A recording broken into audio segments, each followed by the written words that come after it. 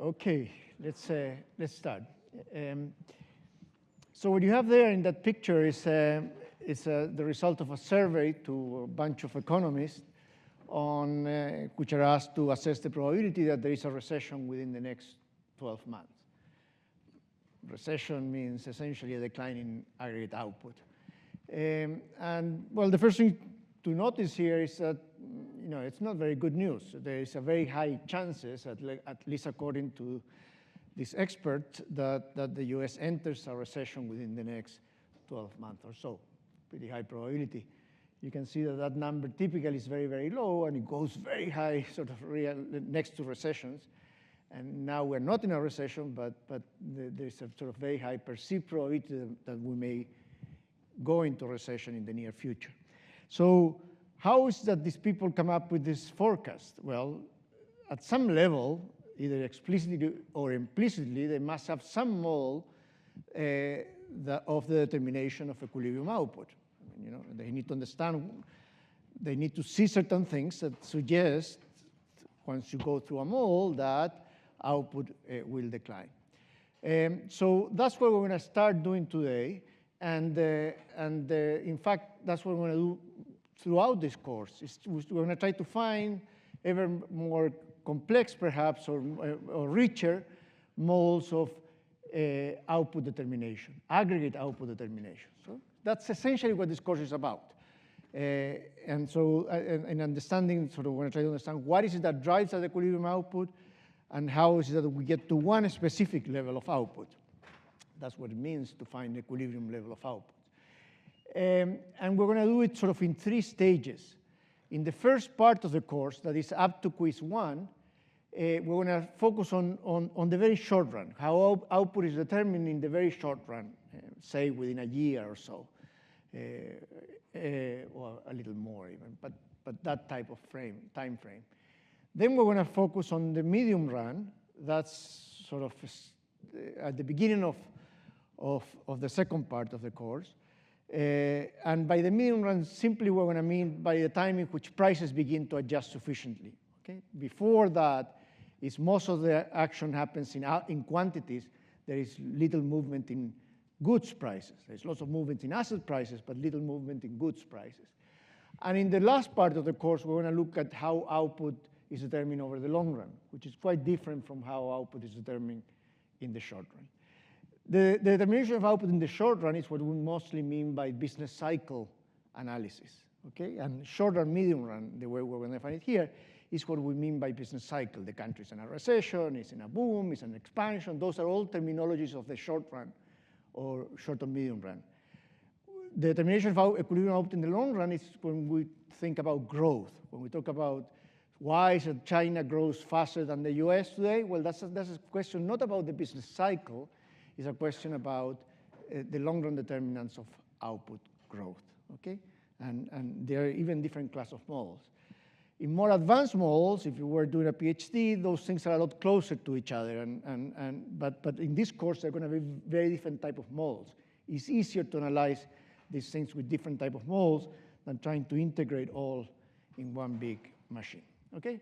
But let's start with the simple part. In the short run, the key mechanism, something that will keep showing up in all the models and submodels we analyze in the first 8 lectures or so, or 7 lectures, or the next 7 lectures or so, is this mechanism. In the very short run, output, that is equilibrium output, the thing that these economists are forecasting that will decline in the next within the next 12 months, is determined primarily by what we call demand. Okay? So demand will determine output. So with a change in demand, that will change production. But when production changes, that will also change income. That you know from national accounts. Remember, we said that we could measure output from the production side, but we also measure the income side, and they're exactly the same. More production, somebody has to receive the proceeds of that, workers and owners, capital owners, the government, whatever. But so changes so the second step, those changes in production that were brought about by the changes in demand will lead to a change in income. But when income changes, that will change demand again, and so on and so forth, okay? So that's essentially, that's quintessential short-run macro. It's to try to understand this aggregate demand, because that's the main driver, and then how it gets multiplied in the short run. Okay, and in this lecture we're going to talk just about that, or primarily about that. Okay, but that's when. So when I mean short-run macro, that's the structure I have in mind, and that's the structure most people have in mind. Something where aggregate demand will determine that. That's the reason why in the short run you worry a lot about whether consumer confidence is high or low. That's demand. If consumers are very depressed, that tends to reduce demand. If consumers are very bullish, that will tend to increase demand. And since in the short run output is determined by demand, the business cycle, whether we have a recession or not, depends a lot on how demand feels. So if somebody is forecasting a recession within the next 12 months, is forecasting really that demand will decline within the next 12 months. Okay? Why they're forecasting that, that's something we're going to learn in the steps as we go through the course. What are the kind of things they may be thinking about? What are the drags on aggregate demand that are likely to depress demand, and so on and so forth. But that we'll get there. Okay. Anyways, first let me tell you about the components of aggregate demand. The first and one of the largest component of aggregate demand is consumption. Okay, and when I mean aggregate demand, okay, I'll pause for a slide. Let me go over the definition. Consumption, we're going to note by C, is the goods and service purchased by consumers, okay, households and so on. Investment, which we're going to note by I, is the sum of non-residential and residential investment. So equipment and factories on one side, and then residential investment is houses, stuff like that, apartment buildings and so on. Which is also, these are goods and services as well. There's just capital goods and so on, but they're also goods and services. Government spending, that's what we're going to denote by G, are purchase of goods and services by the federal, state, and local government, okay? Excluding, and that's important, government transfers. What is a government transfer? Many of you may have received that during COVID. You know, the government sent you a check, for example, okay? Well, that check is not part of government expenditure. That check is like it's a negative tax, and it's going to enter somewhere else. When we mean government expenditure is things the government purchases, services the government acquires, and so on. Okay. Then exports X, which will play no role until 8 lectures from now, or no, actually 10 lectures from now probably, is purchase of U.S. goods and services, that is, goods produced by U.S. factories by foreigners. Okay? IM is the other side of the story. Imports is the purchase of foreign goods and services by U.S. consumers, U.S. firms, U.S. government. Okay? So when you buy something that is produced in Germany, well, that's an import. When the Germans buy something that is produced in the US, that's an export, okay? And then the last component is something we're not going to pay any attention whatsoever in this course, which is inventory investment. Inventory investment is certainly, it's almost accidental. There is some planning on it, but there is a lot of, it's just when there's difference between sales and production. And over the very short run, there's lots of differences. I mean, you're not producing, unless you're in a bakery, you know, you're not producing and selling immediately. There is certain lags.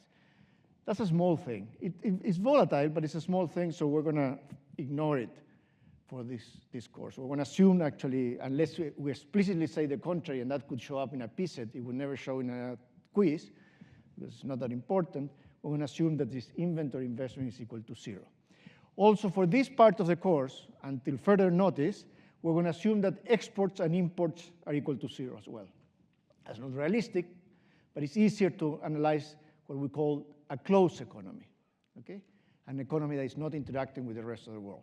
Again, 10 lectures from now, we're going to open the economy to the rest of the world, and then we're going to have to talk about things like import, exports, exchange rates, things of that kind. But for now, let's keep it simple, okay?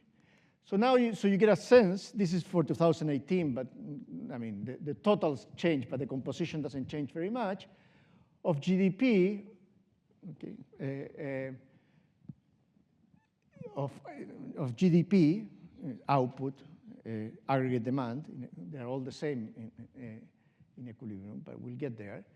In GDP, you see that consumption accounts for a big chunk, close to 70% of aggregate demand. That's the reason people worry so much about consumer sentiment and so on. The University of Michigan has many claims to fame, but one of them is they produce this index of consumer sentiment, and everyone is watching that thing. Anyone that worries about macro or finance is watching that thing because it tells you a lot about one of the main drivers of output, equilibrium output.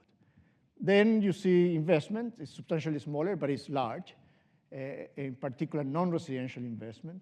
Government expenditure is a big component of aggregate demand. And then I'm not going to worry too much about, for a country like the US, the openness part is relatively small. If you go to a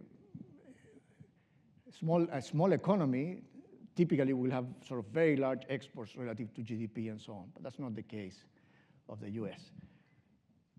And there you see why we're going to set inventory investment to zero. It's a small thing. It moves a lot more than its size, so it can account for fluctuations at sort of the monthly level of GDP, but it's not that important in a slightly longer period of time. Okay, so that's more or less the story. So now this is the model.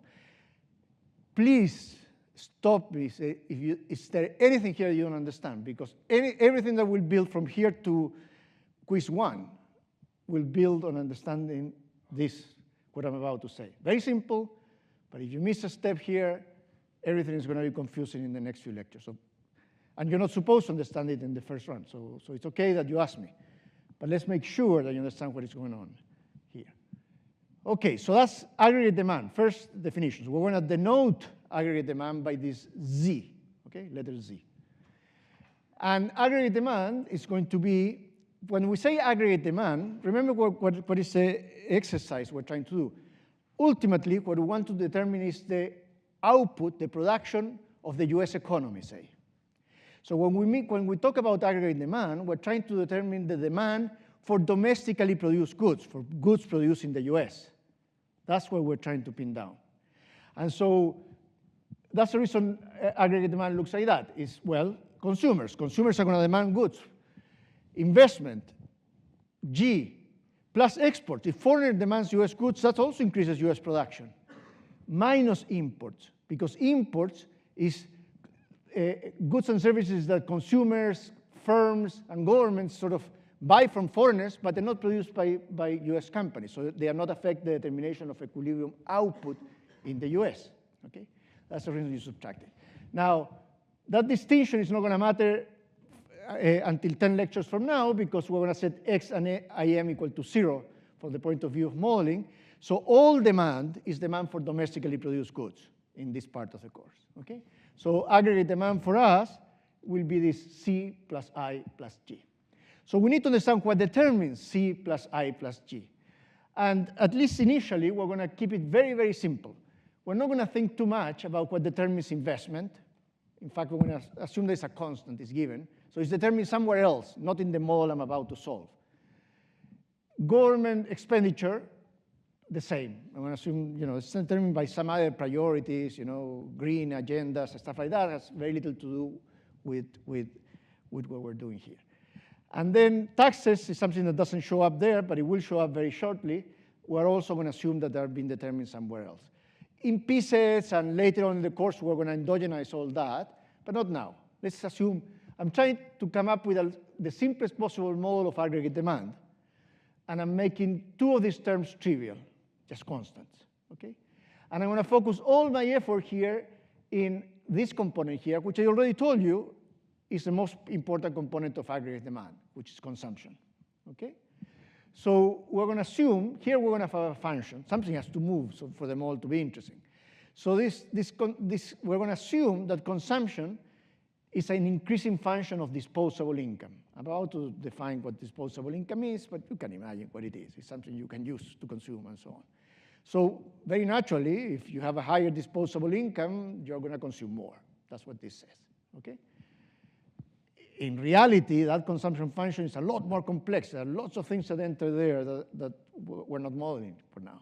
But let's start from the basics, okay? So That's going to be the only behavioral assumption we're going to make for a while, that the consumers consume more when they have more disposable income.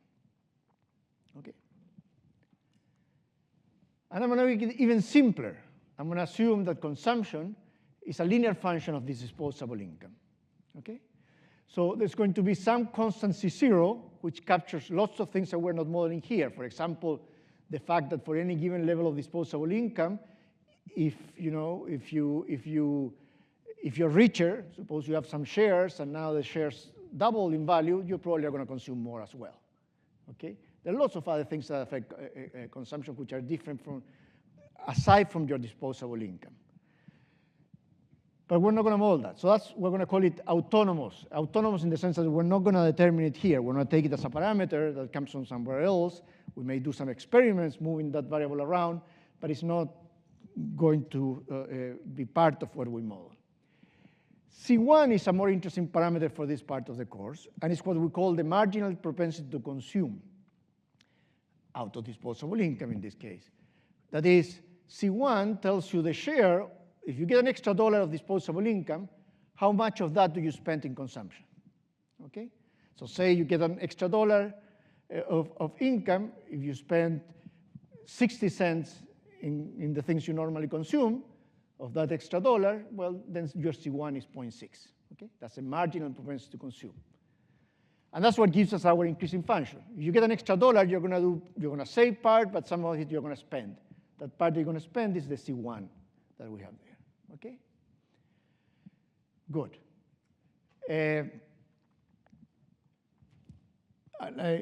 Now let me tell you how we define disposable income. Disposable income is just equal to income, which is equal to production, minus taxes. That's disposable income. Okay? It's whatever you earn either as a worker or as a capital owner.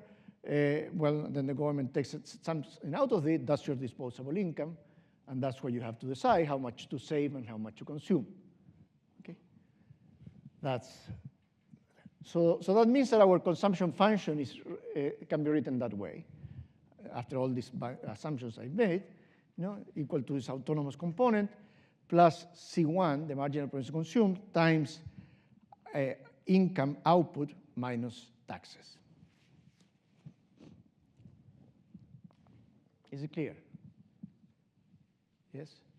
So all these are assumptions. Now, they're not crazy assumptions in the sense that, that we know that there is a relationship between these two things. Again, the consumption function in practice is much richer than that. And there is lots of randomness, random terms around and so on, but that's not what we're about here. But if you're going to start with a consumption function, this is a pretty reasonable one to start with. Okay? Okay, so that's going to look in the space of disposable income, or income. I could have put income there, not disposable income. It's going to look like that. Okay? So C0 is that autonomous consumption. It's something you're going to consume regardless of your level of disposable income. And there is a minimum consumption you have to have, say. And then the slope of that is the marginal propensity to consume, which is C1, which is a number between 0 and 1. Okay, so let's determine equilibrium output. So we have aggregate demand, which is C plus I plus G. Okay, there we are. That was our definition of aggregate demand. I'm going to stick in now the functional forms. Well, these guys are very boring. They're constants. And I'm plugging in here the consumption function. Okay, so what we have here is that aggregate demand is an increasing function of output or income. Okay? It's also a function of taxes, investment, and so on, but it's an increasing function of output. And this is important because, remember, the goal of this is to find equilibrium output. So here I have, on the right-hand side of my aggregate demand, output. That's good. I have one equation in which output shows up. Okay? Now, I cannot find equilibrium output just from this equation. Why is that?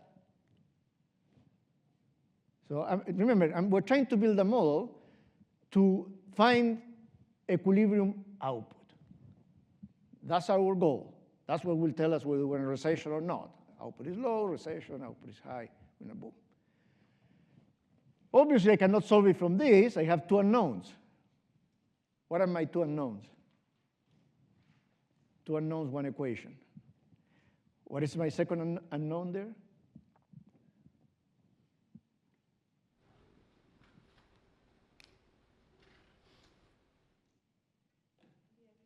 Aggregate demand, of course.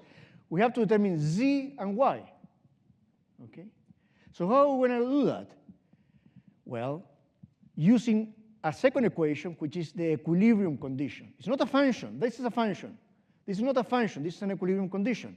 It says in equilibrium, not outside equilibrium. In equilibrium, output is equal to aggregate demand. Okay? That's what this equilibrium condition tells us. Off equilibrium, this doesn't hold. That's the reason this is not a function.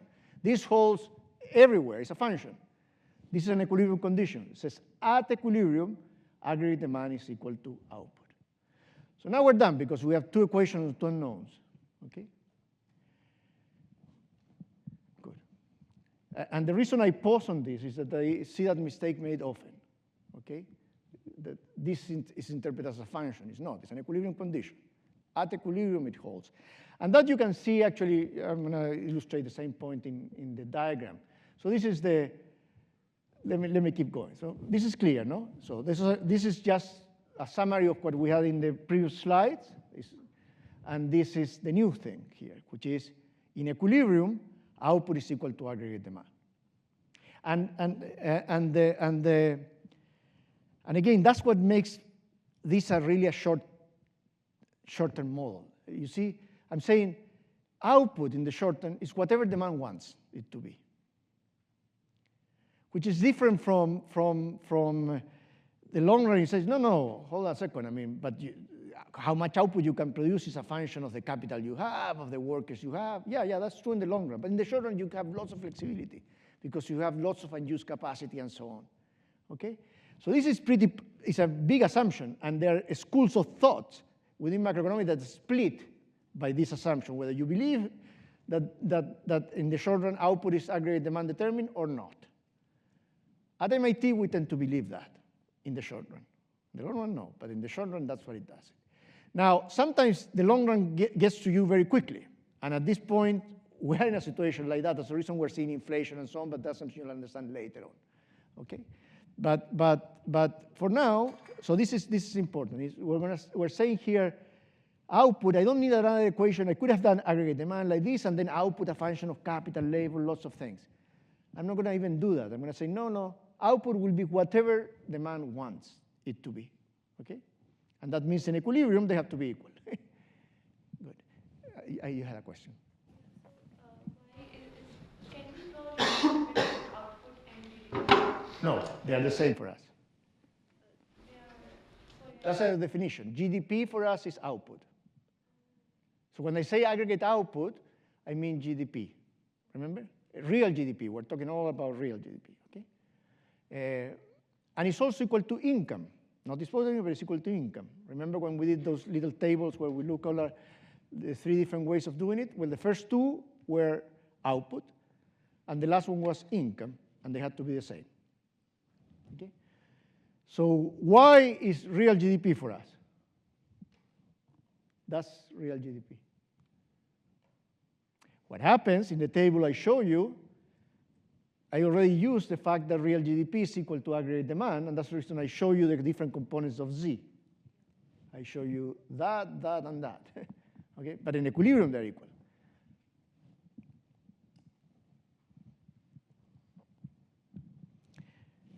There's really a figure that will clarify, I think, a lot of that. But let me keep solving this. So we have that. So what I'm going to do next is just solve it. So we have this equilibrium condition. I'm going to plug in my aggregate demand function here, and so I can solve out for equilibrium output. And here we have for the first time in this course, an equation for equilibrium output. There you are. That's your equilibrium output in this economy. Okay? Now, this guy here is very famous, and it's very macro. Doesn't happen in micro. It happens in macro only. Okay? This guy here. Another guy there is called the multiplier.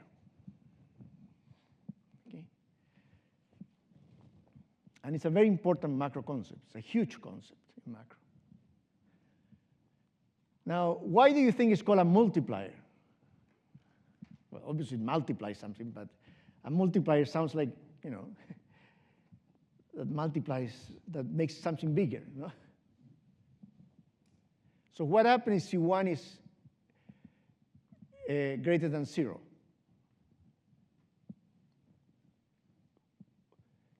What happens if C1 is greater than 0? Remember, it's between 0 and 1. But what happens if it's greater than 0? What happened with that number there, 1 over 1 minus C1?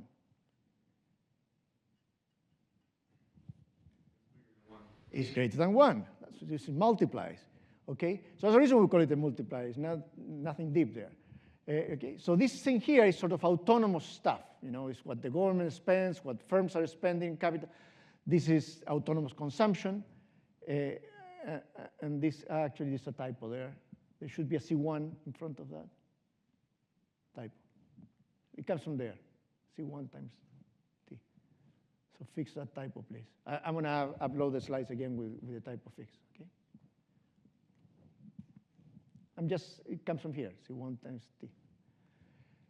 Okay, so that's what this does. It multiplies. So whatever it is that is happening here, whatever it is that the government is spending or whatever, these terms multiplied. And that's a huge thing. There was a big debate, almost always, when you're trying to get out of a recession and the government starts spending, a big question is, well, how big is the multiplier?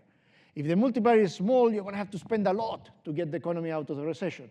If the multiplier is large, then you're going to have to spend very little, and then the multiplier will take you away from that recession. So what is it that makes the multiplier large or small? Well, mechanically, when is it that multiplier large? When C1 is closer to 1, so when people spend more of their income on. Exactly, when C1 is large.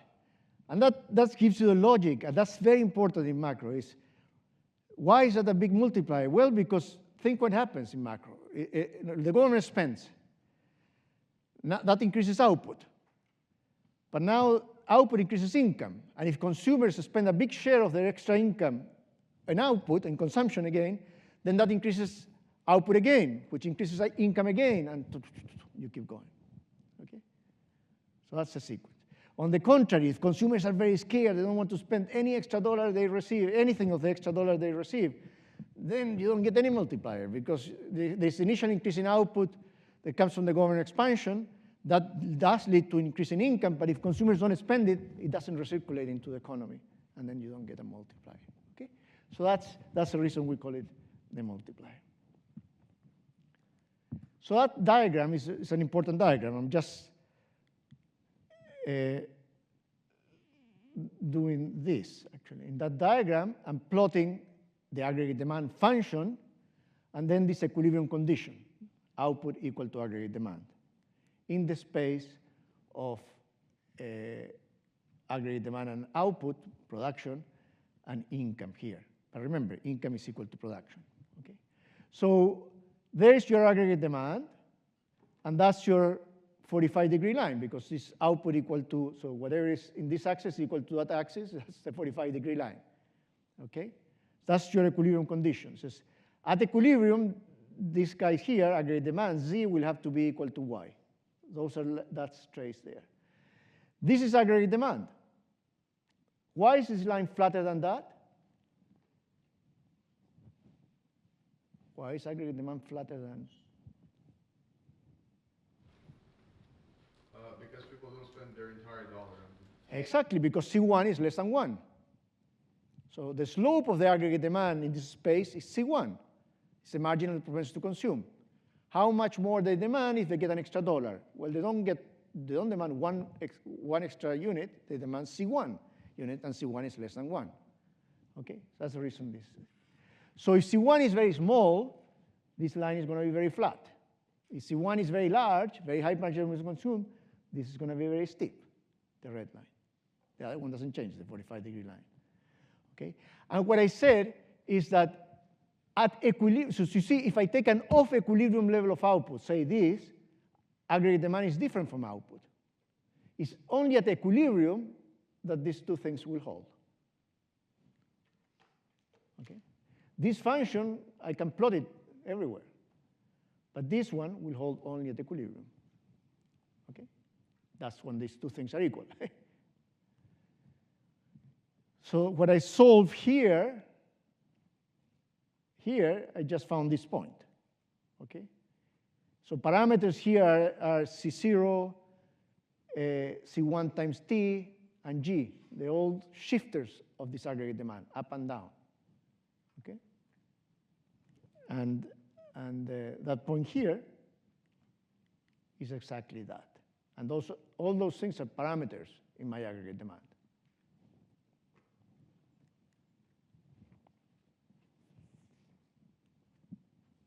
I really want you to internalize this diagram. Any questions about it? Just stare at it a little bit, because it's going to show up repeatedly. And later on, it's not going to show up. But whenever you get confused, the way to get yourself out of that confusion is going to be to go back to the diagram. You'll see. I'll remind you when that's likely to happen. Okay? So you better understand this diagram. Play with it. Move. Here, the only thing you can move around is the ZZ, the aggregate demand curve. Okay? The other thing is an equilibrium condition. You can move that 45-degree line. But ZZ, you can move it around. So let's do a few exercises. One, the most obvious. Suppose that C0 increases by 1 billion. Okay, so autonomous consumption, that is that level of consumption which is independent of income, goes up by 1 billion. And that could be, we're all in a better mood. Okay, disposable income is whatever it is today, but there is great expectation that the economy will enter a boom next year. And so then you feel richer and so on, and you may decide to consume, not wait until next year, you may decide to consume more today. That kind of thought experiment can be captured by a C0 type shift, go up. And that's when I talk about consumer sentiment. Well, consumer sentiment is a lot about C0. For any given level of income, well, consumers are likely to consume more than they would otherwise or less. And that's what C0 captures. So let's go.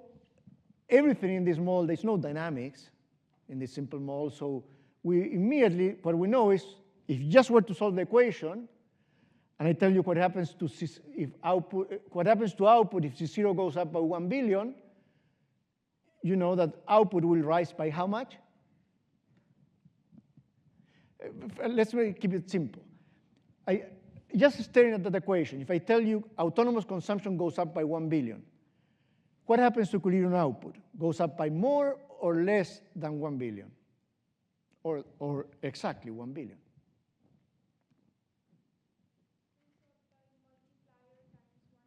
Exactly, and the multiplier is greater than 1. So we know that the output will increase by more than 1 billion. Will increase by 1 billion times the multiplier. If C1 is 0.5, then it will increase by $2 billion, equilibrium output. Now, I'm going to get you from the 1 billion to the 2 billion in steps using the diagram. That's what I intend to do next. Okay? So this shift here, so we're starting from this equilibrium output here. This shift here, boom, is increasing C0. That's a 1 billion. So distance A to B is 1 billion. That's because what I did is, for any given level of output, I shift this aggregate demand up by 1 billion. That's autonomous consumption, up. Okay? Well, because output is whatever demand wants, that immediately increases output by 1 billion. So B, the distance between B and C, is also 1 billion. Okay? Demand increased by 1 billion, boom, output immediately catches up. So output increases by 1 billion.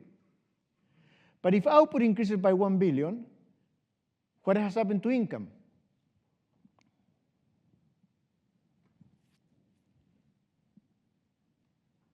It also increased by 1 billion. Income is the same as output. So income has increased by 1 billion. Well, if income has increased by 1 billion and C1 is different from 0, that means part of that extra billion is going to be spent in consumption, second round. So say C1 is 0.5, then now you get $500 million more of expenditure.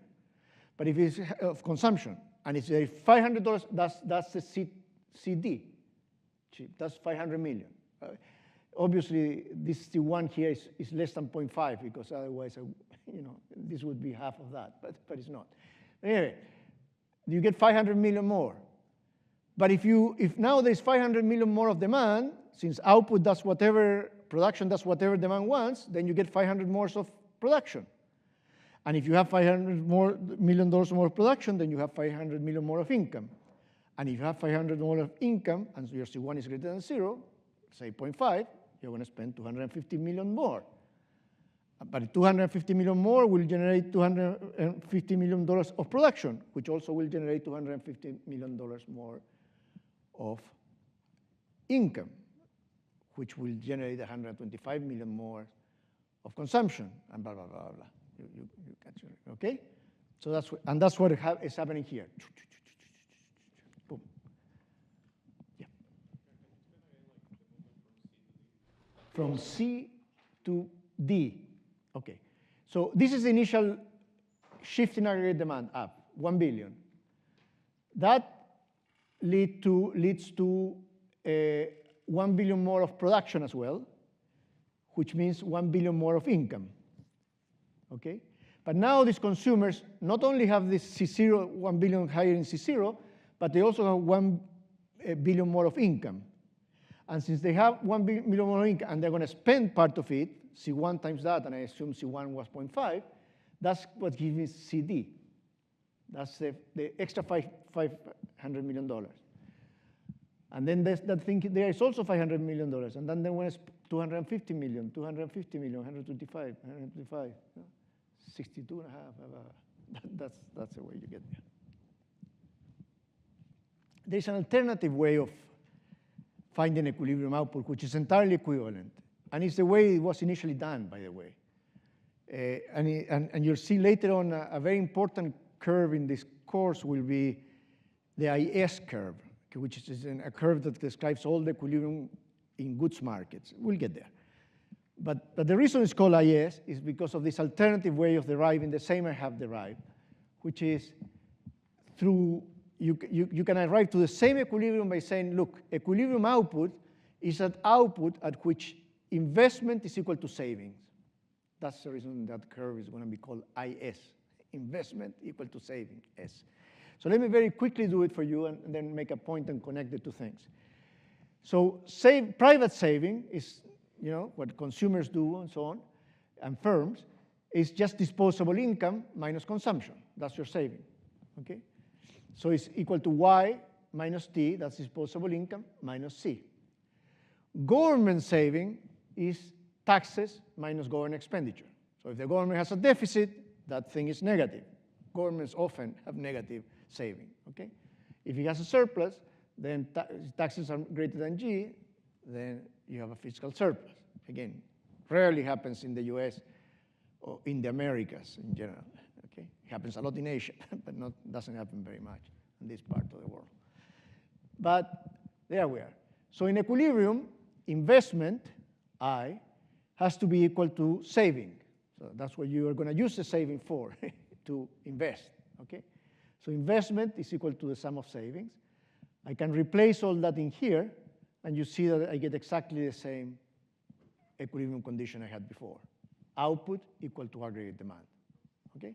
So this is an entirely equivalent way of deriving this, and I just want to show you this because it's the way it was originally done, and you'll understand better the terminology we use later on if you see that this is an equivalent way. This is also a nice way of illustrating something, why macro can be counterintuitive sometimes. Microeconomics is very intuitive. I mean, things make sense. No? It's like physics, it makes sense. Macro can be confusing. For example, there's the well-known paradox of saving in the short run, not in the long run. In the short run, you have the paradox of saving. So, we all think that you save more is a good thing. Our parents teach us that it's a good thing to save more and so on. And in general, that is true. You'll do better in life if you save a little more and so on. But it's not true for the macro in the short run. is not good for macroeconomics in the short run, unless you are in an overheated economy. Now it could help. But otherwise, it's not very good for equilibrium output. And let me show you that very quickly with the expression I just showed you. Remember I said equilibrium output is pinned down by investment equal to saving. And the saving of the private saving here is an increasing function of output, okay? It's equal to actually 1 minus C. The function has a slope of 1 minus C1. C1 is the share of income that you spend in consumption. Therefore, 1 minus C1 is the share of your income that you spend in saving, okay? So this function is increasing with a slope of 1 minus C1. So suppose I tell you now that all we decided to learn the lessons of our parents and say, okay, we should all save more. So that means for any given level of income, now we all decide to save more. That means the S function shift up. For any given level of income, we save more. But we have a problem there because now we have more saving than investment. So how do we restore equilibrium? That's not an equilibrium. How do we restore equilibrium?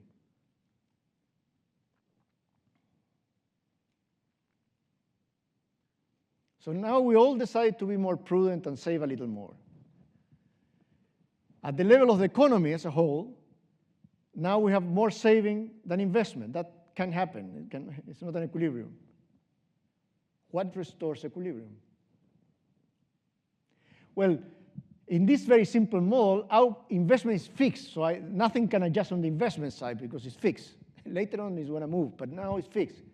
Nothing can adjust in the public saving part because it can't move. We assume that it's exogenous. So something has to happen endogenously here that reverses the increase in savings. The only thing that can happen. And the only thing that can happen endogenously here is a decline in output. Output declines, saving declines.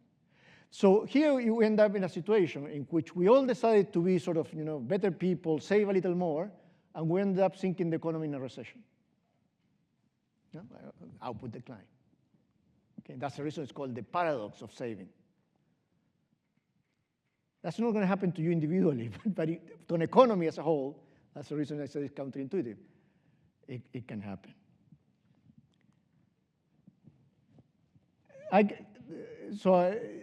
Look, if you don't like this way of, and it's not the main way we're going to use it, if you don't like this way of finding equilibrium output, just ignore it. I just wanted you to know it. Go back to, the thing you really need to understand is not this, it's this, that you need to understand.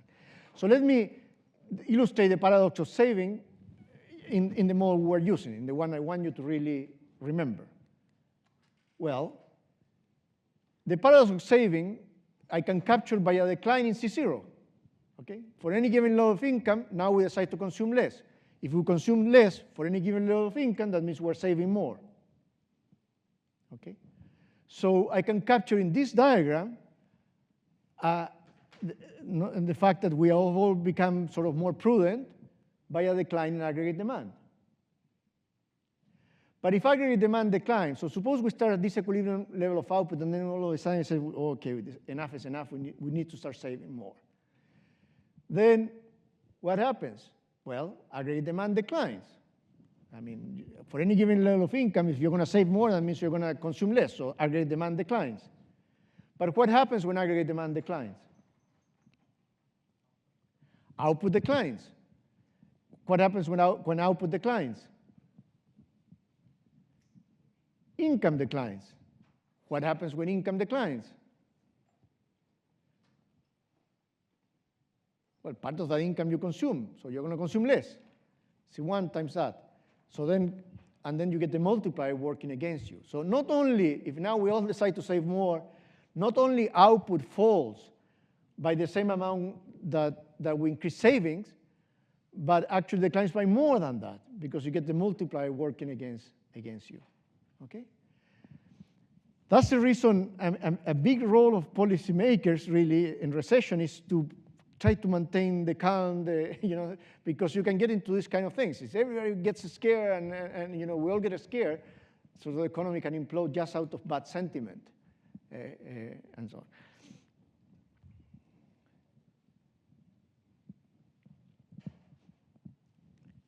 Now we're on the opposite side of the cycle. We would want output to decline a little because we are having other problems, inflation and so on. Again, something we'll discuss later. So now you may want to scare consumers a little. And in fact, the governors of the Federal Reserve, and the same is happening in other places in the world, are doing just that. I mean, when they go out there, says the economy is too hot, we're going to have to mess up this economy a little. They're telling us that. And the first ones that listen to these things is the financial markets. So every time they come out and make a speech of that kind, equity markets decline. Well, equity markets captured before the mood that consumers will have in the future. They captured it early, but that's the message, okay? So they're trying to, at this moment, really, policymakers, at least the central banks, are trying to do just that. Depress a little bit consumers, so we can cool off the economy a bit. Okay. Any questions? Again, very important lecture because we're going to build on this, and later on, this is going to be always in the background of this. And until we actually go to the third part of the course, the key model will be this. This will be in the background. More things will be happening on top, but whenever I ask you a question, for example, later on, one example, what else would produce a situation like this? What else would, what could happen? What kind of policy would generate that movement? Well, at this point, we haven't introduced monetary policy, so you cannot talk about monetary policy. But we do have other kind of policy we could talk about.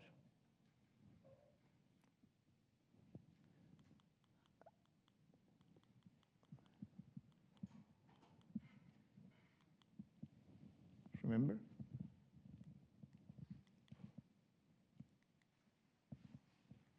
Here, fiscal policy, okay? Fiscal policy, G and T, those are fiscal parameters. When G goes down or T goes up, we call that contractionary fiscal policy. Why contractionary? Because it contracts aggregate demand. If G goes down, clearly aggregate demand goes down immediately. If T goes up, well, disposable income for any given level of income goes down, and therefore consumption goes down. So we call a decline in G or an increase in T a contractionary fiscal policy. The opposite, if G goes up and T goes down, we call that an expansionary fiscal policy. So I take you back to this diagram here, and I ask you the question again. What kind of fiscal policy will generate this type of, this picture? Contractionary or expansionary?